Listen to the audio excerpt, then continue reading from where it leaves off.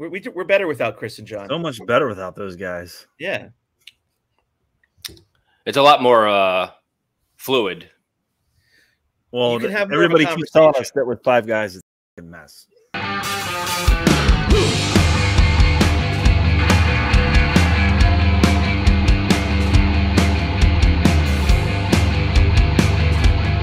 Hey everyone, welcome to another episode of 5 Idiots Talking Toys. It's a Sunday night collector's podcast here on YouTube or in audio form on your favorite podcast app, Google Podcast, Spotify, Apple Podcast, blah, blah, blah.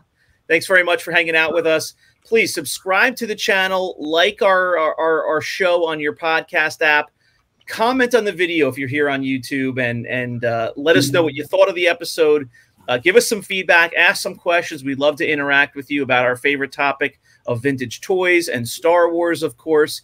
Tonight we have a fun one. It's very topical. It's about what's going on in the Star Wars world right now that we're all excited about and jumping and diving into.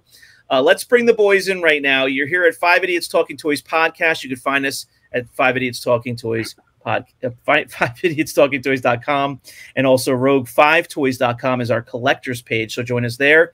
Let's bring the boys in. Brandon is here, and Charles is here, and Yoda is here. What's up, fellas? Is that Chris? Speak tonight, Shane cannot. Why is Chris sitting on your lap? Too many words trying to come out too fast. So there's 3 idiots here tonight. John we're hoping he's alive.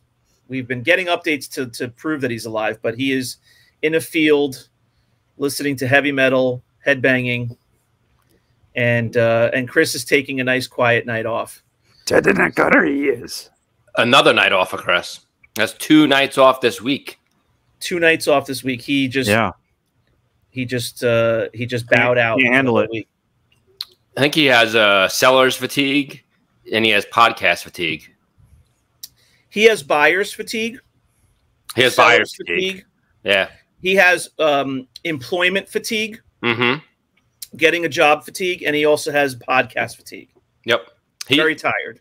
He spent so much money in this last month that I think he spent more than what my house is worth. Ridiculous. You must live in a different zip code. He's in a whole nother zip code where he can have Star Wars toys that cost the price of houses. Yeah, he lives in a different planet. Yep. So how you guys doing? No whiskey? No. I had to stop drinking whiskey. I had to switch to beer. Why? Brandon's coming to us from the Japanese whiskey capital of the United States, San Diego. I had to stop. I was drinking full bottles daily. So, I mean, I ran out this morning. So if anybody's, got any, send it my way. If anybody's got any. If anybody's holding for Brandon. How much is the bottle of your favorite one? Ooh. That's going to be pricey. Probably like $150, $200. You drink a $200 bottle doing the show? No, I don't drink. No, I drink the cheaper stuff. What's that? How much is that? Like 60 or 75. Yeah, but still $75. My God, that's a Yoda. I drink Yodas. If we only made enough in a month with this podcast to pay for Brandon's whiskey, we would be ecstatic right now. The day this podcast starts paying for my whiskey is a day I will celebrate. 2027. We can maybe buy you a 6-pack of Natty Ice once a month. Yeah. A single? A beer ball. Yeah. All right, so guys, so the topic for tonight is, like I said, it's topical. It's what's going on in the Star Wars world right now. It's Andor. Andor's dropped on Disney Plus this past week. Whenever you guys are watching at home, watching our podcast, we're usually a week behind. We record it a couple days in advance or up to a week in advance. But As of right now, the first 3 episodes have just dropped this past week, 4 or 5 days ago now. So that's what's hot right now. Cassian Andor, we're seeing the whole backstory. So we're now 5 years before Rogue One. Now, Rogue One, the timeline for Rogue One was very familiar to us when we went in, because we're talking about basically the month before A New Hope. It finishes 15 minutes before A New Hope starts. But now we're going 5 years back. So what are your early thoughts on just that concept, that we're going 5 years back, that we're seeing a period of Star Wars that we hadn't seen before? It's a gap where we didn't have any content before. What are your thoughts on that? Did you watch it yet, Brendan? Yeah, I saw all 3. Okay. So I only watched the first 2.5. I actually like it. I think it's not a normal Star Wars show or movie that we've seen lately. So it'll probably attract more non-Star Wars fans. But I honestly fell asleep the first 2 episodes like multiple times, and I'm still not even finished. I'm not saying it was bad either, and I'm super, super negative. So I'm not gonna say it's bad, but So something that I noticed was I didn't see a non-human until, I don't know if you count that girl in the beginning with the crazy hair. I mean, she looked pretty human to me. But I didn't see an alien or another creature until like 45 minutes in, no stormtroopers, no Imperials, no nothing. So it seems kind of like a sci-fi movie for the first 3 episodes. Yeah. I mean, I'm not giving away any spoilers here, but you haven't seen the end of the 3rd episode there, but there's still no Empire. Very few aliens, or maybe I take it back. Maybe the alien in the bar that he was there at. Was some in passing, I feel like. Yeah, but it was like there's a lot of humans in the show, I feel. So, and I'll throw out a spoiler alert real quick. We're talking about Andor here. So if you haven't seen the episodes, hit pause on us. Come on back, because we're not going to hold back. We're going to talk about the show. Just a fair warning. It was very non-Star Wars. I feel like the first episode and the first 25 minutes of it, when he's in that area looking for that person. I won't give it away who it is, but to me that felt a lot like I was watching Blade Runner, with the rain and the different city that he was in, and it's all dark and very atmospheric. Yeah, very like industrial and so it felt like I was watching a different movie or a different series that wasn't tied to Star Wars. Which intrigues me. I don't know if you guys feel the same way, but I mean, we've seen enough Star Wars content now that this intrigues me, that it's something a little with a different. It's different. It's very different, which I liked it. It is a little slow. I started watching the first one it came out midnight here, and I didn't make it. Yeah, I was going to ask you, Charles, were you watching this late at night? Is that part of it, or was it? No, I was actually watching it during the day, and I found myself falling asleep. So, oh my gosh, it was, still like really good though. Like, I know I was falling asleep while I was watching it, but it's not a normal Star Wars show, which is a good thing, because that's going to pull in a lot of the people who don't normally like Star Wars. Right. They'll probably like this show. Well, so my question was initially a little bit more about, like, what were your feelings about getting to see a period we haven't seen? So I'll just speak to that for a second. I mean, that was really interesting for me because, just imagine the first thing we ever saw was A New Hope, was Star Wars, getting to, and then of course we saw what came immediately after that. So the idea of getting to see what happened 5 years before that, what led up to Leia and Obi-Wan and the characters that we saw that had been around in this conflict. Luke was completely new to this whole, conflict. Like, he was just a farmer's son, basically, hearing about something off in the distance. But Leia was in the thick of it. She was, her family was involved. Obi-Wan was, familiar with all that was going on to some degree. So to the idea of seeing 5 years before what we knew was really intriguing to me. And we were kind of given the warning that it was going to be very un-Star Wars-like, that it was going to be war. I mean, we haven't even really seen war yet, but that's the kind of the feeling that we've been given. I thought that was really interesting. And Charles, what I said to you just before we started filming was they did it right. Disney did it right because I think they can shoot the show however they want. They want to start slow. They want to set the table. I'm all for that. But the actual release, I think they did perfectly. They had to release 3 episodes to start with. If they released 1 episode, they would have gotten so much flack for that because it was slow. If they released 2 episodes, same thing. Finally, in the 3rd episode, you start to see some action and oh, this is how Cassian gets involved in the rebellion. Like you can kind of see how he's going to get pulled in. They did it perfect by releasing a movie length amount of, footage.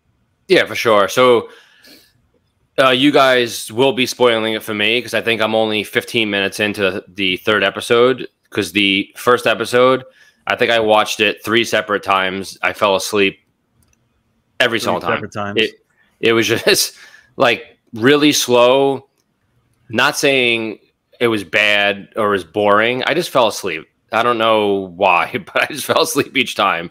And I'm on the 3rd one now. I think I'm like 10 or 15 minutes in, so I haven't even finished it yet. But episode 3 is a lot, a lot more, speed to it than the 1st and 2nd one. The story starts to pick up a little bit, and the story starts evolving. So I think the story begins in episode 1. The story kind of stagnates a little bit in episode 2. You kind of see a little bit about where he came from, and then episode 3, you get to see he starts to get noticed, and that's when the ball gets rolling on his journey to join the rebels.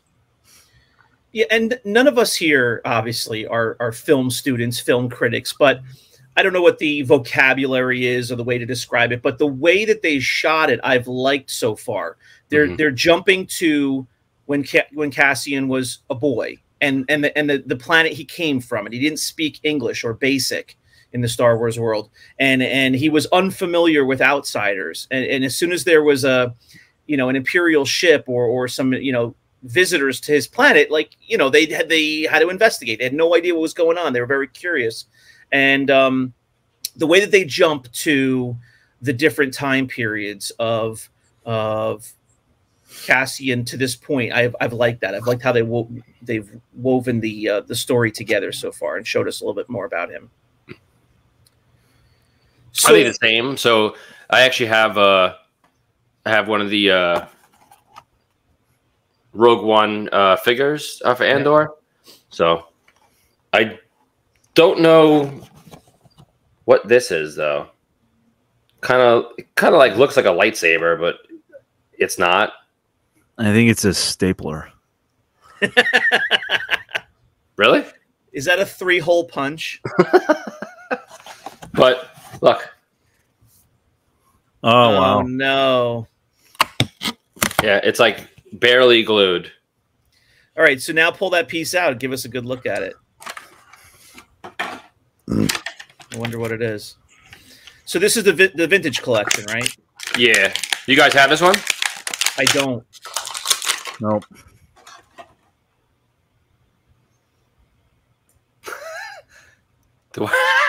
Why did they make his hands like that? Is that how he walks? Is that how he walks around in the show? It's like the grip he needs for his accessories, I guess. Yeah. Like his arms are all the way out, though. Yeah. I feel like that's how I picture Chris walking. Like his arms are sticking out, right? When he walks. No, he would be like this. If this was Chris, it's this. He's holding 100 mocks or 4,000 loose graded figures. He's definitely holding like 27 packages that need to go to the post office. Hey, look what I got. Look. Yeah. So one thing I think that it's good for Disney is that I know watching these episodes, I don't feel any stress or anxiety of, is this going to be good or is this not going to be good? Or just like when Obi-Wan came out and when Boba came out, I felt stressed, as in I can't sit down and enjoy this episode if it doesn't meet certain metrics, because you all know the story and you all know how everything ends, for at least for Obi-Wan. Boba was a little different. I think I had a different picture in my head of what Boba Fett was to me, and I don't think that episode caught it, but Cassian, or that series, caught what I was thinking. But Cassian to me is a new character still, and I don't know anything about him. And I haven't watched Cassian for 30 plus years, let's say, or understood who he was for 30 plus years, like the other two characters. So he's a badass. New. He's new, and I think they can write whatever story they want, and people won't be like, how can you do that? That's wrong. Yeah. How can, like Boba, they're like, how can you make him into this? Or Obi-Wan, like, oh, he's so like, he doesn't do anything, and then finally he gets the Force back and he cares, and how can you do that? You make him look like such a wimp. But Cassian's like, you know, a full, they have a clean slate. They can do whatever they want. He's a stud. Stud. You know, and they start with this, and I think it's He's a rebel spy. I like it because I don't feel like I need to, you know, like worry about what Disney's going to do with it, because he's a new character. So yeah, that's a really good point, and it really kind of weaves in with a point that I wanted to make during this conversation. To your point, those other two that you mentioned, who have just had the most recent shows, we as Star Wars fans have been invested in those two characters for a long time for different reasons. One, for Obi-Wan, because it was one of the first characters we ever saw. Two, because he was a huge part of the prequel trilogy as Ewan McGregor. And whether you like the prequel trilogy or not is kind of irrelevant for this conversation. He was excellent in the role. You got to see him develop from a just beyond a Jedi in training to a Jedi Master, and the one who trains Anakin and battles with Anakin, obviously. You're very invested in his full life story as a Jedi. And then Boba Fett, for a different reason. There's not a lot of story there. He's barely on the screen in any of these movies previous to the show, but you're invested in him as a toy collector, as a Star Wars fan, as a fan of what is the coolest thing in the Star Wars universe. He's been made out to be a really cool, popular figure and character, and you're invested in him for those reasons. Cassian, you know, you don't know much about him. He seems, we already knew him to be a badass rebel spy. Like a legit, not like I'm just a rebel and, you know, what we saw in the original trilogy. He was down there like in the gutters, you know, as a rebel spy, doing whatever he needed to do to get some advantage for the rebellion. So we knew that a bit, but now my point is I'm really interested to see where this story goes, because we all know what happens at the end of Rogue One. All the main characters meet their peril, you know, and Andor, what? Shane. So Andor, hell of a spoiler. Andor and Jyn Erso are on the beach, right? And it's really, really a poignant moment. It's a sad moment after you've been through the epic of Rogue One and knowing what comes next, and that they're not a part of it. But you have the feelings mostly for Jyn Erso, right? Because in that movie, they start off the movie when she's a child. She's all of, 8 or 9 years old. And so you're invested a little bit in her life story. And now with this show, I feel like we're going to get that flavor for Cassian. We're going to get more of his backstory. And then when you go back and watch Rogue One after the show, I wonder if you're going to feel really different about it. What do you guys think about that? There's a funny story that has nothing to do with this, but it has something to do with Star Wars that I want to share. So you mentioned that everybody meets their demise at the end of Rogue One, right? All the main characters, anyway. What's funny is that when Episode 1 came out, I remember my one of my teachers in high school was like, "Hey, I'm gonna go see Episode 1 tonight," and it was like the midnight showing, like the day that it was coming out, and everyone was like, "Oh my god, we want to go Thursday, Wednesday, or Thursday, or whatever," and all this kind of stuff. So he got tickets for it. Well, the next day, me and my friends were going to go see it after school, but he's in there and he's like, "Oh, I saw it last night." And we're like, "So what'd you think?" He's like, that was really good. Except that Darth Maul gets cut in half. You know, at the end of the movie, we're like, oh yeah, right. And nobody knew if he was. Everybody thought he was kidding because how can you kill off the badass Darth Maul? That's in all the advertising. One, this is going to be the new villain for the next 3 episodes. Obviously, you're not going to kill him. So we all go to the movie that afternoon, and no kidding, he gets killed, and we're all just like, we couldn't believe it. Isn't he like not really dead though? He's not. He's not. But so, or maybe he is now, or I don't know. I haven't followed the new stuff, but what are your thoughts on that though? Do you have the same kind of feeling that after this show, this first season of the show, and there will be a second season from everything I've read, but even after the first season of the show, where we see more of his arc, it's going to give you a different feeling for Rogue One, don't you think? You know, seeing him in Rogue One, which is now 5 years after this season. Oh yeah, I'm sure. You're going to be that much more invested in him. Yeah. I wanted this series so bad.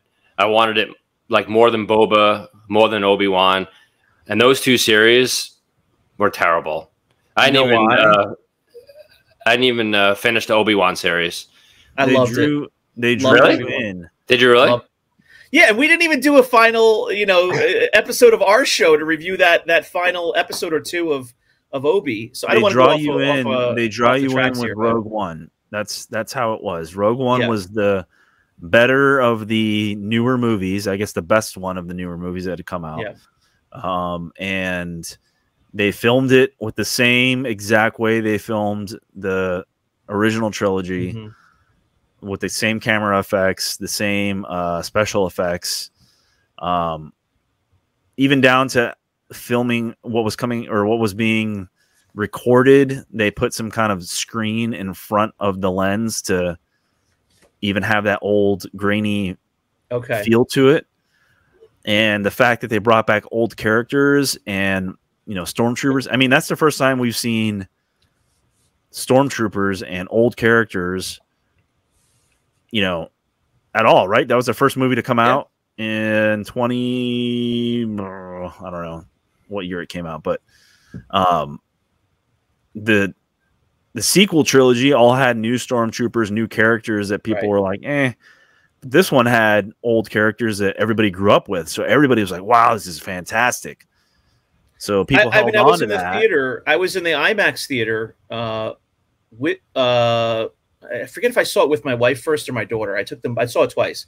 But I was in the IMAX theater release night. So it must have been with my wife because I took my daughter during the day. But on release night, and when Gold Leader was on the screen, and when the old, the original pilots, the Rebel pilots came on the screen, I audibly gasped.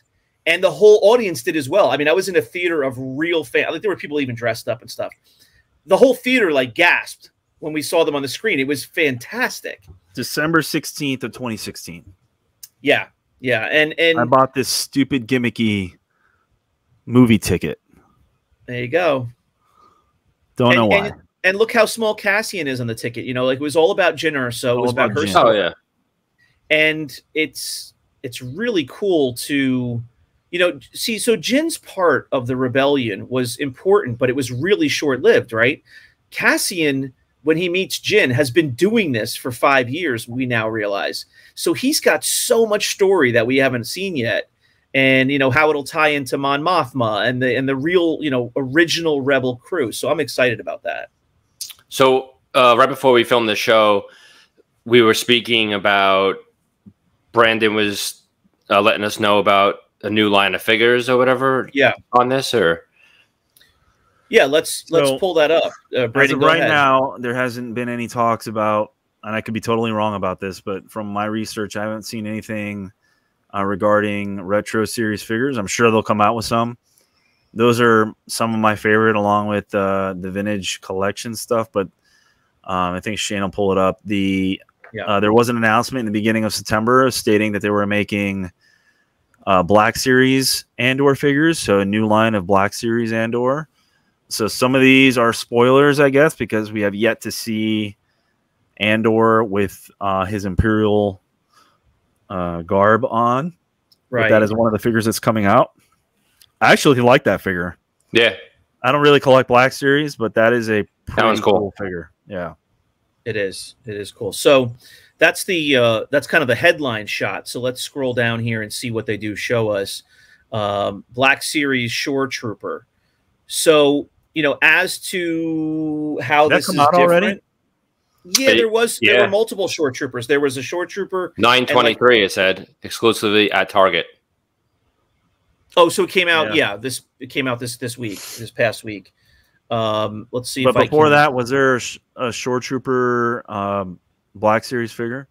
Yes, there was Yeah. two. There was Yeah, a they shore have trooper, and there was a shore trooper commander with different stripe, like blue stripes on his armor. Nice. Shane knows everything about the Black Series. Well, Everything. it's been so long now. I'm totally out. I took a look at it recently to see. No, you're still in. No, you're in. No, I'm not. I No, took a you're look at the price guide recently. Actually, just last night, I was shocked. The original 2 series, the orange line and the blue line of figures, has dumped. Absolutely dumped. Oh, really? Yeah, and it's because they keep putting out the retro, like they keep re-releasing them on the new card backs. But I mean, there were figures that were going for the archive $80, collection $90. or whatever. Yeah, the archive collection. There were figures going for $80, $90, $100 that are down to like $30-something. I was floored. Jesus. I couldn't believe it. Wow, that's crazy. I sold mine at the right time because they were still pretty high when I sold my collection, and it was mine at the right time. It was a massive collection. It was like 6 bookshelves worth full. Here we go down to the next figure here. Black Series Imperial Officer from Ferrix. So that's the Ferrix is the planet that we got to see in the show where he is currently living when all this kind of starts. We see flashbacks of when he was a kid on Canary, I think it's called. Is that right? Canary? Sounds about right. And Ferrix is where he's living when he's there with the the older woman and such. So you know how social media like knows what you're looking and knows what you want.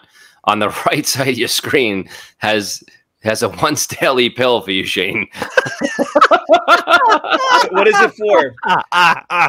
No, but look, what is it? What is it? What is it? I don't know. You want to join the fight? Though? Hit the button.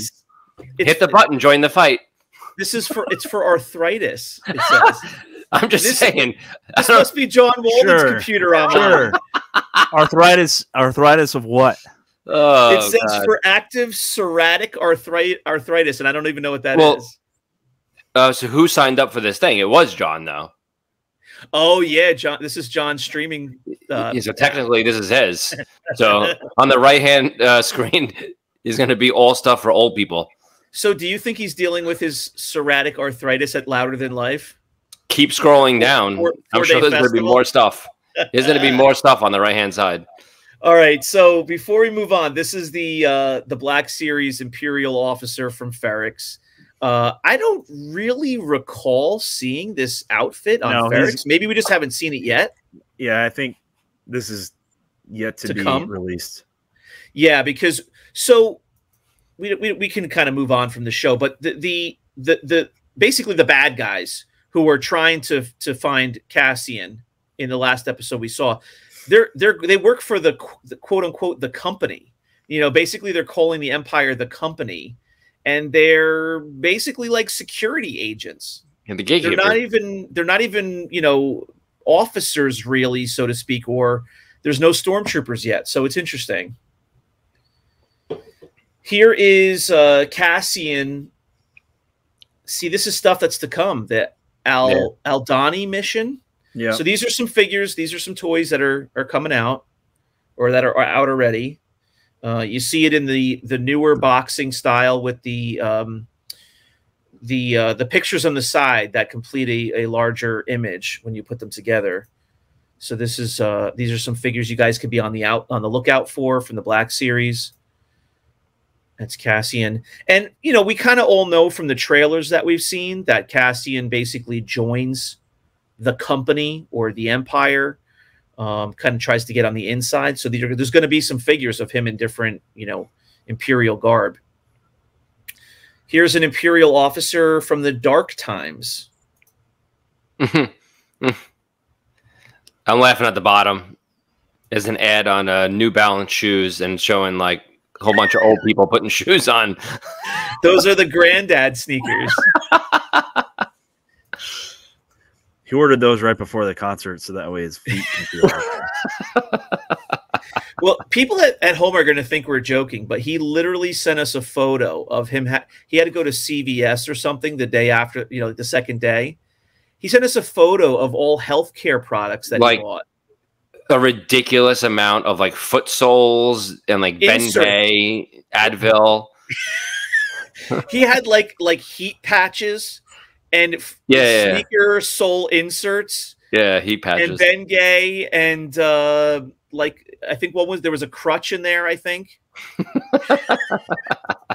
So I don't know how he's made it to day 4, but God bless him. All right, so that looks like that's it for the Black Series figures.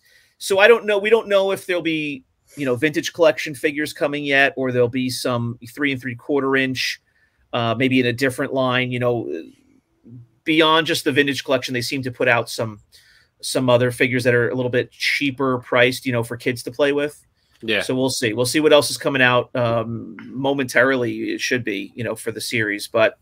I'm enjoying it so far. It is starting very slow. Obviously, it's story building. I'm okay with that. As you guys know, I'm always a fan of any new Star Wars. I'm always very open-minded about it.